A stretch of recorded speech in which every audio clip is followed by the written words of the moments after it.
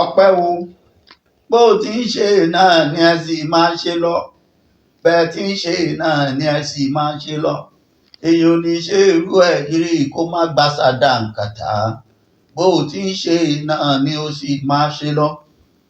ṣé ẹ mọ̀ wípé téèyàn bá ṣe rere ẹja sọ pé ó ṣe é, bọ́ bá wá ṣebi náà nígbà míì ẹja tún jẹ́ ọmọ pé ó ṣebi. eléyìí tí gómìnà yìí ṣe àtàwọn aráàlú yìí, eléyìí jẹ́ sàdánkátà, wọ́n gba ẹ̀kárí ọmọ ọ̀dọ̀ rere. ṣé ẹ mọ̀ wípé nínú ìwé mímọ́ ó ní ẹja fi èpò àti àlùkámà lẹ̀ kí wọ́n máa dàgbà. ẹni tó sọ gbólóhùn yìí kò kíyèsí pé èpò kò ní jẹ́ kálùkámà ó dàgbà o. àwọn èpò nínú ìran Yorùbá ọwọ́ ti tẹ̀ wọ́n, wọ́n ti fọ̀nà ìta kan kábíyèsí kan nílẹ̀ Yorùbá. kábíyèsí yìí tó ń sọ wípé èmi ni, ó ti gbàgbé pọ́lọ́hun ní jẹ́ èmi ni. ó ń pariwo, ó tún fi ipò ẹ̀ ó tún fi pọ́n aráàlú lójú. àmọ́ kò lè jọ wá lójú o. orúkọ Fúlàní lórúkọ tó bẹ̀rẹ̀ orúkọ ẹ̀. bẹ́ẹ̀ ni, ṣùgbọ́n bá a ṣe ń sọ yìí, ọba yìí ò mọ̀ wípé ayé àtijọ́ ni pé ohun tí ọba bá ṣe àṣegbé ni. ẹ gbọ́, ayé ìgbàanì nígbà tójú wà lójúgan láyé àwọn Lord Lugard, nígbà tí wọ́n fi ń ṣègbéyàwó ọ̀ràn, nígbà náà lọ́ba kan sọ pé ohun tí ọba bá ṣe àṣegbé ni. tí wọ́n bá bí ọba kan ṣe dá nísìnyí kó sọ pé ohun tóun bá ṣe àṣegbé ni. nínú èyí tí àwọn kábíyèsí eléyìí ṣe yìí, pé àwọn pa ẹ́, ó máa kú, òun sì máa sin ẹ́. torí wọ́n ti ń ṣe bẹ́ẹ̀ náà tẹ́lẹ̀. téèyàn bá lọ tanná wò di irú kábíyèsí yìí, ẹ mọ̀ pé ọwọ́ ẹ̀ ọ̀mọ́ láì mọ̀. wọ́n ní bọ́ba yìí ò rí ọ tọ̀run wò ẹ́. láyé tá a wà yìí, àti tayé o àti tọ̀run o ni wọ́n jọ ń ṣiṣẹ́ pọ̀. ṣé kábíyèsí yìí ọmọ pa àṣírí máa tú? ṣé ọmọ pa àwọn kan fídíò òun? wọ́n máa gbá àwọn èèyàn létí. ẹ̀sùn oríṣiríṣi bìbà ni wọ́n fi kàn án. wọ́n ní yọ́ gbalẹ̀ onílẹ̀, á léyàwó àtọmọ léré. nítorí kíni? ipò wo gan-an ló wà kó tó di kábíyèsí? ẹ̀gbọ́n, constable ọlọ́pàá, constable kò dé ipò inspector. kò ṣúọ̀ pé wọ́n rìtáyà o, but ó ṣúọ̀ pé bóyá wọ́n drop ẹ̀ out. ó ṣeé ṣe tó fi táwọn kan fi wá wò pé eléyìí ló tọ́ sọ́ba. wọ́n fi ń jọba tán kábíyèsí lórí àwọn aráàlú. àwọn aráàlú yẹ ọ̀wá gbádùn mọ́. àbájọ tí wọ́n bá sọ pé olóṣèlú wa ìta àdìbò yẹn yìí kò ṣe dáadáa, irú yìí ò ní support aráàlú. à ń pariwo orílẹ̀-èdè Yorùbá pé a nílò Yorùbá nation, irú yìí yóò lè dá sí i. torí ẹ ti mọ̀ pé orílẹ̀-èdè Yorùbá tá à ń sọ̀rọ̀ ẹ̀, orílẹ̀-èdè ibi tí ìmọ́lẹ̀ wà ní. orílẹ̀-èdè tó mọ́ lólóló, orílẹ̀-èdè tí ò kí n sí àfigbákanbọ̀kánú. tólúkúlùkù ó ṣẹ̀sìn ẹ̀ bó ṣe wù ú, tólúkúlùkù ó pè tí ọba òní ìjòyè ò ní ṣe bí ọba náà ò ní ṣe bí Ọlọ́run. ẹ lè dìde. kábíyèsí, ẹ má jẹ́ gbà yín lásìkò. ẹ wá wò ó bí wọ́n ṣe fi ọ̀nà ìta hàn kábíyèsí. ọba àwọn Fúlàní tó pèrè ẹ̀ ní ọba. ọ̀pọ̀lọpọ̀ náà ti pariwo pé eléyìí tí ọkùnrin máa wá lọ lásán ni mo ní kò lè lọ. kò possible. ìlú ti yàtọ̀. àwọn tó ń ṣèjọba náà ti mọ̀ yìí pé tí wọ́n bá ṣe tí ọba tọ́ aráàlú ò ní gbà. bí wọ́n bá gbẹ̀sẹ̀ tí ọba tọ́, ọba wo ni ìfẹ́ mọ́rú ọba ọ̀hún nílẹ̀ Yorùbá nísìnyí kó sọ pé òun ṣe nǹkan kan láṣegbé, àyàfi tí ọba hàn ta. ọmọ sá eré yọ kọjá kábíyèsí tí wọ́n gba bàtà lẹ́sẹ̀, tí wọ́n dé fìlà ẹ̀, tí wọ́n dádé. ẹ wo bí ẹ má jẹ́ ń gbà yín lásìkò, ẹ jẹ́ ń sáré gbé yín débẹ̀. bó ṣe ń lọ lọ́wọ́lọ́wọ́ báyìí òun rèé gẹ́gẹ́ bí ìwé ìròyìn ti gbé lónìí òun rèé o. Ẹ wo ẹ̀yin olólùfẹ́ wa, ẹ wò wọ́n ní Ogun suspend monarch over assault of an old man of 73 years. Tẹ́ ẹ bá sì wojú kábíyèsí tá à ń sọ̀rọ̀ yìí, bọ́jọ́ orí wọn bá pọ̀ tá à rírú ẹ̀ rí, mi rò pé wọ́n lè tí ì kọjá 50, léyìí tó túmọ̀ sí pé ó ṣeé ṣe kí bàbá tí wọ́n gbógun tì yìí kó bí wọn lọ́mọ. Tí bàbá yìí tí kábíyèsí yìí fi wá sọ pé tó irú bàbá yìí lọ́tọ̀ láti dájọ́ ọ̀gbátí fún, láti dá a kúnlẹ̀ nínú oòrùn pé kó máa rákò lọ kó máa rákò bọ̀, wípé kó máa rákò lọ kó máa rákòrò bọ̀ nínú oòrùn lórí yẹngí. Pẹ̀lú ọ̀pọ̀lọpọ̀ ìwà ni wọ́n ní kábíyèsí yìí hù níwà. Ráwọn ẹ̀yin yẹn wá, ooru ló mú wà wọ́n múná lọ, àrí jẹnẹrétọ̀ tán, oníṣòro ẹ má bínú. A sì gbọ́dọ̀ gbé ètò yìí jáde lásìkò yìí níbi tá à ti ń pariwo pé kí ìlú kórílẹ̀-èdè Yorùbá ó dé, ká sì ní àǹfààní kólúkálùkù ká bọ́ lóko ẹrú, ká kó kúrò lọ́wọ́ àwọn ọ̀kà ọmọ Fúlàní wọ̀nyí. Ibẹ̀ àwọn kan nínú àwọn ọba ilẹ̀ Yorùbá ni wọ́n joyè karambání, ọwọ́ ti tẹ̀ wọ́n ti fọ. Ẹ gbọ́ bó ṣe lọ. The Ogun State government suspended Abdulsemiu Ogunjobi, a traditional ruler of Orile-Ife, for 6 months over alleged assault as an elderly man.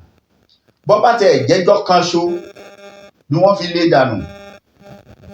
Bọ́bá jẹ́ àbọ̀ wákàtí tó fi kúrò lórí àpèrè yẹn, ó ti tánìṣì royal house yẹn. Tó bá ṣe pé mi wà láàrin àwọn royal house yẹn, ruling house tó ti jáde, àní jẹ́ ó padà bẹ̀ mọ́, torí wípé ó ti borúkọ wa jẹ́. Kò sígbà tí wọ́n máa kọ ìwé ìtàn nípa Orílẹ̀-Ifẹ̀ tí wọ́n ní kọ bàjẹ́ nípa àwọn pé àwọn tí ìjọba lé táwọn aráàlú kọ̀ lẹ̀. Ló ti ń sọ̀rọ̀ àmì òun lọ́lọ́pàá, àṣẹ constable ni, kò ń ṣe ráǹkì kan gidi. Kótó òun lọ ga gbogbo yín lọ station. Bàbá ọ̀tàn bí ọ̀tàn aláṣejù, ọ̀rọ̀ jù lẹ́nu aláṣejù, ẹ kó bára yín po. Ibẹ̀ ní kí wọ́n lọ station.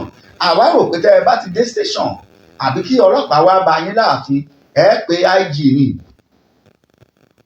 A rò pé ẹ máa pe Bọ́lá Tinubu pé Ahmed àbó resort àwọn ọmọ àwọn kan wá bí tí yẹn náà kó tó àṣẹ ẹ̀ tí ẹ lé fún ọ parí ọtán.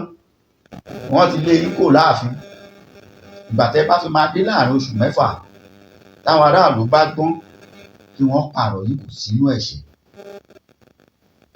Nígbà tẹ́ jọba lásán baálẹ̀ tí wọ́n ṣe promote yín sí ipò ọba, tẹ́ wá ń ṣe báyìí. Ká sọ pé ọba gangan lẹ kọ́kọ́ jẹ tí wọ́n bóyá second level àbí kí náà wà nínú ọba. Tó bá jẹ́ first class ọba lẹ́wà, ẹ màmá ní kí wọ́n lọ máràlú wá kí wọ́n kẹ́ pàjẹ́. Ọ̀parí ẹ máa gbọ́.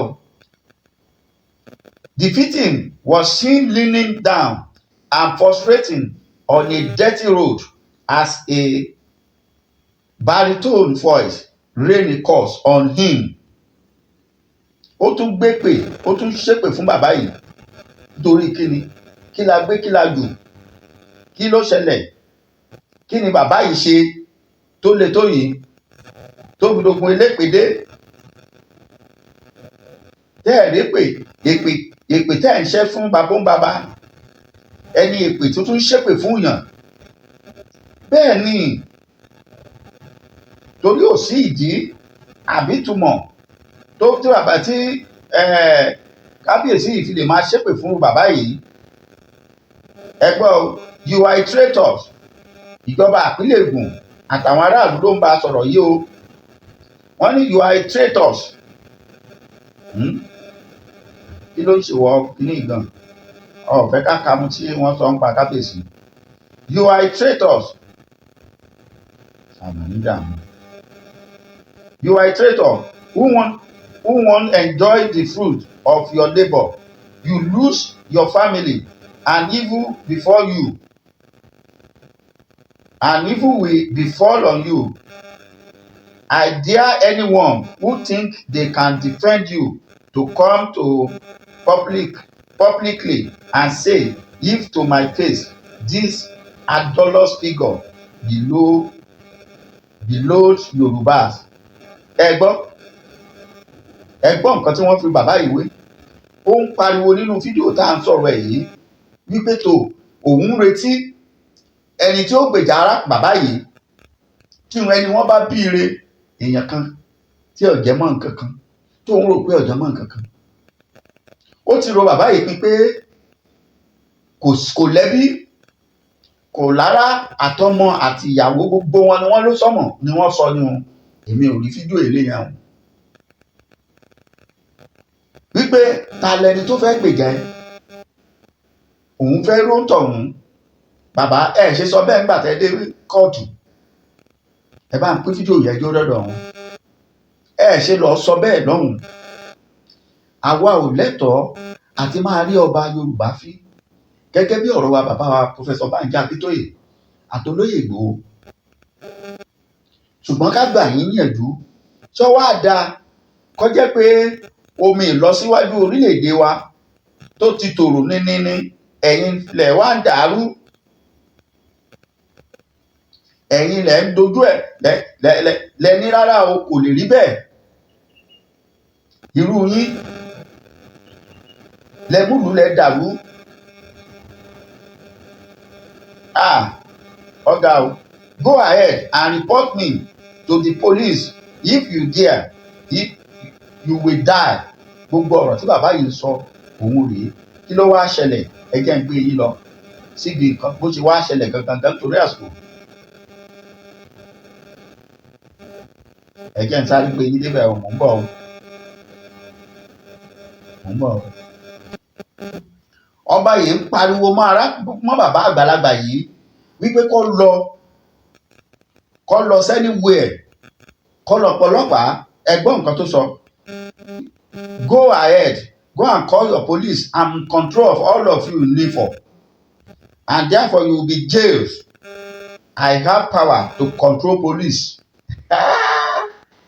Baba, you have power to control police. Shame on you. So lè control police mọ́ báyìí. Tọ́tán wọ́n ní ẹnu ní pọ̀bọ̀ arápárá. Kódà ohun tí ọ̀dà baálẹ̀ ọkọ ìlú ọba olórí gbogbo ìlú. Báwo ni inú ṣe fẹ́ bí yín tó tẹ́ fi sọ wí eléyìí? By the implications ẹ ti implicate ọlọ́pàá kí wọ́n ó lè bá a wò pé so kábíyèsí wa ní control àwọn ọlọ́pàá gbogbo Ògùn state. Ẹ̀gbọ́n nǹkan tó ṣẹlẹ̀. In a statement, Ganiyu Hamzat, Ogun State Commissioner for Local Government and Chieftaincy Affairs said Ogunjobi conduct was unbecoming of a traditional ruler. The commissioner said the ministry has summoned the monarch and put him for questioning. He added that decision was reached by the ministry in conjunction with the Egba traditional councils. Shopari, that this man is not fit to be the monarch anymore. Ẹ má gbàgbé pé wọ́n ti gbé lọ ilé ẹjọ́ báyìí tipátipá báyìí túláàsì báyìí pẹ̀lú ọ̀pọ̀lọpọ̀ ẹ̀bẹ̀ àti ìfarahàn àwọn lọ́yà agbẹjọ́rò. Wọ́n gba béèlì ẹ̀ ní 5 million gẹ́gẹ́ bá a ṣe gbọ́. Ṣùgbọ́n tí ẹ mọ̀ pé ó kùn síbì kan òun ni ìbọn ró. Nítorí pé wọ́n ní àṣẹ kì í ṣèṣe kò ṣẹ̀ṣẹ̀ máa ṣe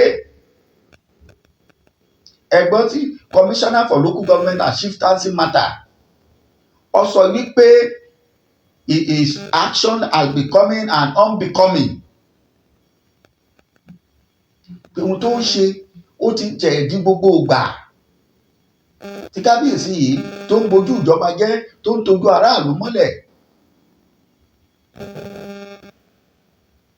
Irú wọn tó bá jọ́dọ̀ wọn ni wọ́n gbé sàríà lọ lógùn stéètì àgbà ni. Irú wọn lòdì sí gbogbo ìgbédìde àti kọ́mọ Yorùbá ó kó olóko ẹrú. Tẹ bá lọ sádùúgbò yẹn lóòótọ́ no wonder tí ò fi sí development kankan bẹ̀.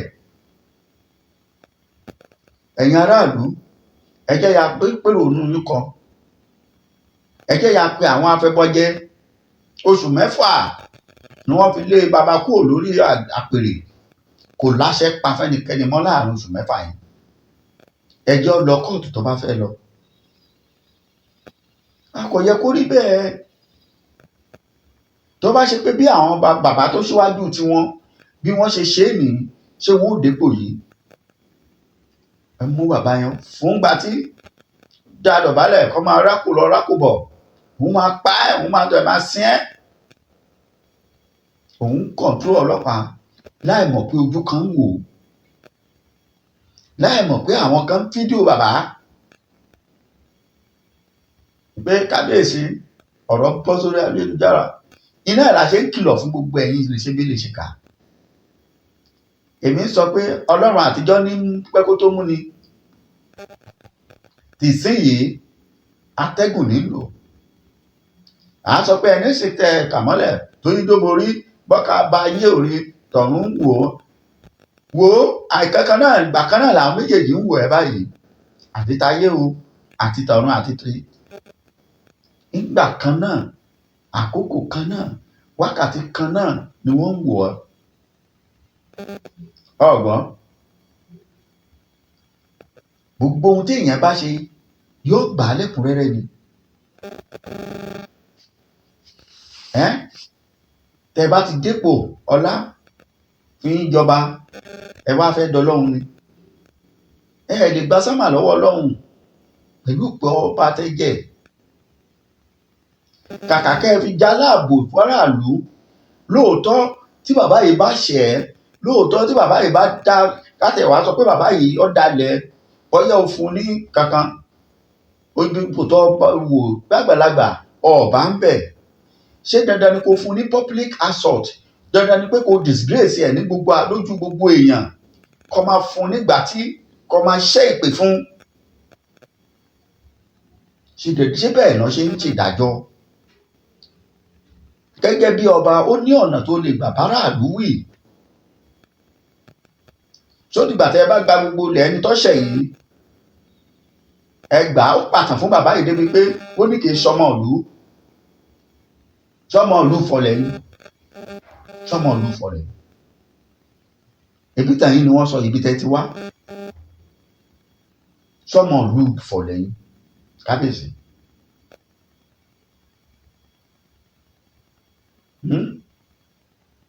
Ohun tẹ́bi táwa máa dúró sí ni pé tó Ọlọ́run bá ní kó yí padà ẹ̀yin aráàlú ẹ dáríjì kábíyèsí o. Torí ibi tóun náà bá dé yìí ó ti ń kábàámọ̀ pé àdánù orúkọ ti kọ́kọ́ bàjẹ́ náà. Gbogbo ẹ̀yin kábíyèsí yòókù tẹ́ ẹ sápamọ́ tó jẹ́ ìkànnì ni ẹ mú òkú ṣìkà ẹ ń rò pé kò sẹ́ni máa rí mi ta ló máa ń rí mi. Níjọ́ kan ni ó mú yín èmi mò ń ṣiṣẹ́ fún ìjọba ìgbàgbé ẹ̀yẹn ti lọ. Ọba àbá Bọ́lá Tinubu gbébò kọ bá Bin Laden àbí Trump kó bá kóbò ìbò sápò. Ìjọ tọwọ́ ọwọ́ bá bà ẹ́ níbi ìwà àbàjẹ́ nígbà yẹn lọ gbà wípé bólú abálólóṣèlú ọ̀dà àwọn ibì kan wà tí wọn ò ní gbà kọ́ bá wọn kọ́ bà wọn ló kọjẹ́. Ọ̀tán wọ́n ti fọ̀nà dáràn kábíyèsí o pé tó báyìí ẹ̀ la jókòó lé o lẹ́yìn pé ọ̀sán 5 million wọ́n fi gba béèlì má padà sáàfin o, kò ní ní àṣẹ fún àwọn bàbá yìí. Eléyìí kó máa jẹ́ ẹ̀kọ́ fún gbogbo àwa tá a wà nípò, ọba ní o, olóṣèlú kan ní o, ẹ rọra máa tẹ̀lé ilẹ̀ ń yọ̀, ẹ rọra máa tẹ̀lé. Àbùkù ọ̀wá ẹni tí ò lóko, ẹni tó lórúkọ náà làbùkù ń wá ká láti bá òkú ẹ̀jẹ̀. Ẹ wo títí ìgbà míì tá a tún pàdé, ẹ dákun ẹ bá wa pín fídíò wa, ẹ like, tó bá jẹ́ gbà àkọ́kọ́ ẹ subscribe sí channel wa. Ó dàbọ̀.